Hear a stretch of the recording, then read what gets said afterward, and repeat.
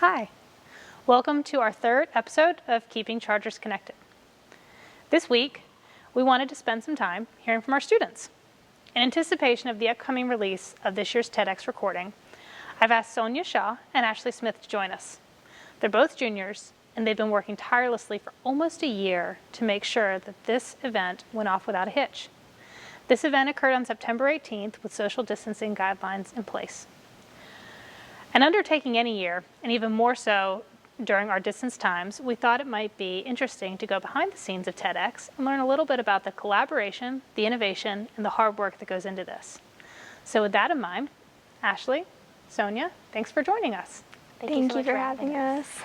So first, I just want to say congratulations on a fantastic event. You two did a wonderful job being leaders throughout this. Can you tell me a little bit about what motivated each of you to take on this role and step up to the plate and help us out with this? So I guess the main motivator for me was that I've always loved TEDx, but I've been to the past 2 events that CA has held, and I found it really interesting because I felt like there was like an unparalleled amount of like community vibes there, and it was just like a very nice event, and it was like something that I didn't really see at normal schools. It was something like unique to CA, I guess. But I really enjoyed my experiences at both of those events, and when Suki, the person who used to handle those events, graduated, I thought it would be a great time to step up and plan our next event. So as you know, Carey Academy has such a great community, such a great environment, and we embrace true learning. And one of the values of TEDx is to spread ideas worth sharing. And I really loved the idea of being able to host this event where people just talked about things that no one knew about, talk about new things and spread new ideas. And it was such an inspiration that I teamed up with Sonia to make this happen. That's wonderful. I love that this has been something you've been thinking about for a bit, Sonia, and I love the reasoning behind that, Ashley. So obviously this has taken a lot of work to pull off. How long have you two been working on this? So we've been working on it about a little over a year. I guess we started in last August, but the work really kicked into high gear about 6 months ago. Oh, wow. So even before we were fully virtual and knew it was happening this year, you two were already starting to work on it? Yeah, so we did start in last August, like I said, where we met up and kind of formed a tentative plan or layout, a timeline of what we wanted to happen in the future. That, of course, did not include going virtual, but we were able to switch gears pretty quickly when that did happen. Now, during that process, did you ever worry that we were not going to have this event, or what sort of hurdles did you think about as the timeline started shifting and things started changing a little bit? Yeah, I don't think we were ever worried about not having an event. We definitely considered that it might be postponed or that it might be fully virtual. And those things definitely scared us because I think that one of the most unique and best things about TEDx is that it's in person and you can see all these ideas presented right in front of you. So there's definitely a worry when things were really virtual in like March and April that it would be, broadcasted or something. But eventually, we started to work things out with Dr. Earhart and found a way to have it here in the theater, just with social distancing. So I think that was the best option, and we're really glad it worked out. Absolutely. Can you talk a little bit about, you both have mentioned the great ideas that come out from TEDx, and that was what why you two wanted to partake in this event. Can you tell me a little bit about how the process works to find the speakers and get them involved and getting their stories up and going? Can you walk us through that a little bit? Of course. So back in about March, we sent out an interest form to the whole school saying this is what TEDx is.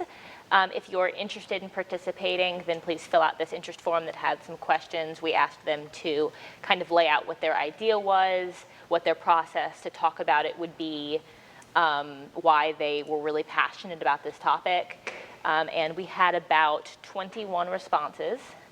And from there, we had an interest board, me and Sonia and several administrators and teachers that went through the applications, the interest forms with us, and we kind of rated those interest forms by category, depending on how we thought they best represented the values that we wanted to see in the TEDx speeches at CA. And then from there, we each composed our ideal speaker list, who we thought best represented our values at CA and of TEDx. And then we cross-referenced, Sonia and I did, those lists to create our final roster of speakers. Wow. Was that a hard process? A bit. I think especially since the speakers that had applied were, some of our peers, our friends. So it felt hard because it was honestly not completely in our control too, who was chosen. But I think it was hard to narrow it down because the overall theme of our event was innovation, and out of all the applications we got, they all pertained to that theme and they were all such great ideas. So I guess it was hard narrowing it down, knowing that we could only have 10 because we really did want to see almost all of them. That's amazing. So from the viewer's perspective, it all looks very flawless. The speakers are polished, their stories are inspirational, they're meaningful, they're a little bit of everything. And you two did a wonderful job with your pieces as well. But knowing that this work started last March and that you've been working on it for so long, can you talk us through a little bit of the preparation practice and how that worked for the speakers? Yeah, so after we had our final roster decided in about May, we started to meet with them and email them, and basically we gave them a timeline that they had to have their speech done by the end of the summer, so the start of the school year. We said that we were open for meeting if they ever needed help to workshop it or write it or anything like that. But we kind of left it up to them because we didn't want to make any strict deadlines, like you have to have this much done by June, because we all know that everyone had different timelines and, they're high schoolers, so we didn't want to, make it too strict.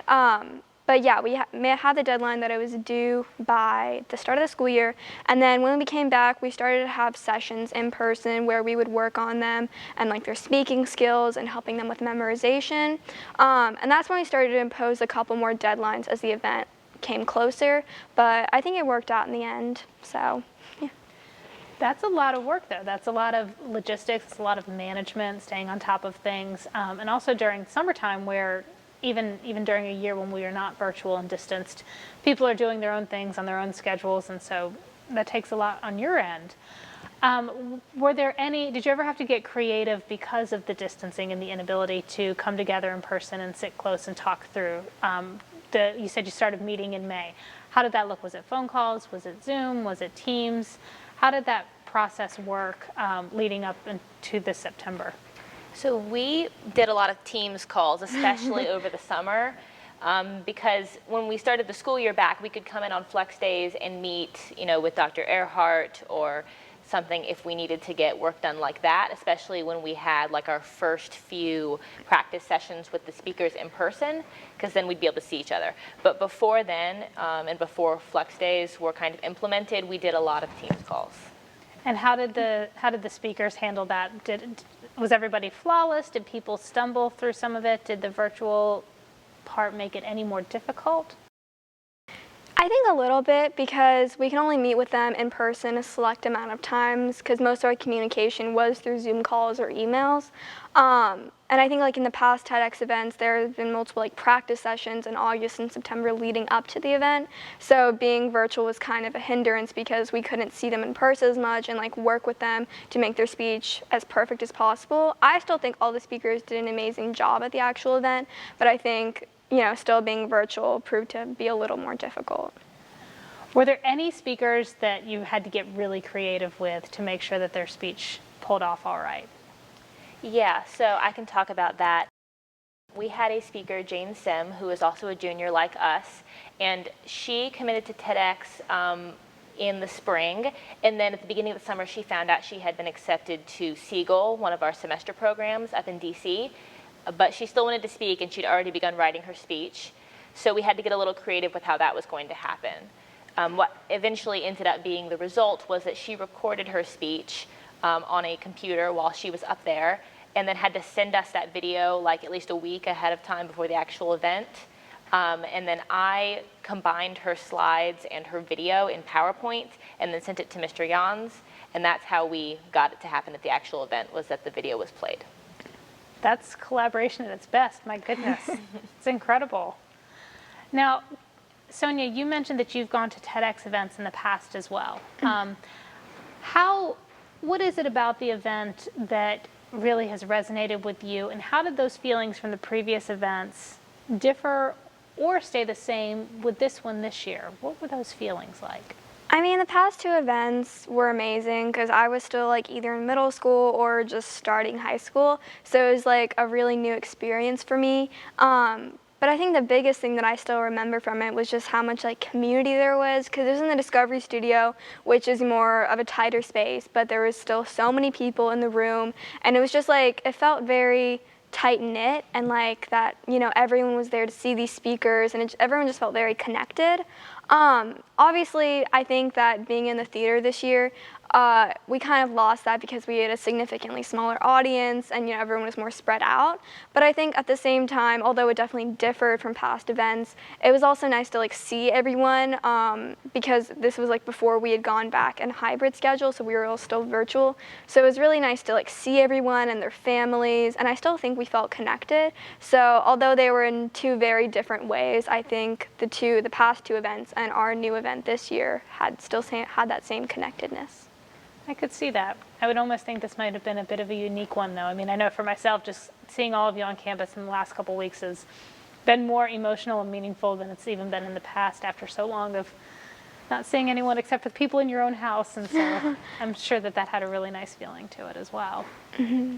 So if we have folks that are out here watching and that, like you, Sonia, perhaps have been to a couple of the events, or like you, Ashley, have really felt the meaning of the TEDx speeches and really see so much value to it, but they're sitting there going, that sounds like a lot of work. Junior year could be busy as well. Every year is busy, no matter what year you are here at CA. What would your word of advice be to somebody thinking about taking on the role of what you two did, or someone even thinking about doing a TEDx speech themselves? Do you have any words of advice? I would absolutely recommend it. It is a good bit of work, but in the end, it's really, really worth it because you get to share this like piece of yourself, whether it's an interest or, you know, like a passion or something you just know a lot about, and you get to share that with other people, or you get to help others share that with other people, like Sonia and I did. And so I would absolutely recommend doing it because it's a life-changing experience. Yes. Yeah, and I think planning was an amazingly memorable experience. If we could do it again before we graduate, I would in a heartbeat. But if you're planning on speaking, I would definitely say just do it. If you have an idea that you want to be heard, just sign up. You don't feel restricted by whether you're in speech and debate or not. You can develop these speaking skills regardless. You probably already have them. But if you have an idea, I think it's really important that you should go and share it. Well, I think everyone in our community has benefited from your leadership over the last year in helping pull this off. So we want to say thank you for your time in pulling it off, but also in your time today to come share a little bit behind the scenes of how it works and hopefully inspire some folks that are coming up the ranks that might want to do this in the next couple years as well. So thank you for that. And to all of you in our community, thanks for tuning in and listening again to our students this week. I think we all know that we'd be nowhere without them. Please make sure to tune in 2 weeks from now for our next episode, where this time I'm going to shift and I'll be joined by Ms. Jenkins, the head of the middle school, and Mr. Fowler, the head of the upper school. And they're going to both join me in these seats and reflect a little bit on the first month of hybrid learning. So until then, all of you take care and be well, and thanks for joining us.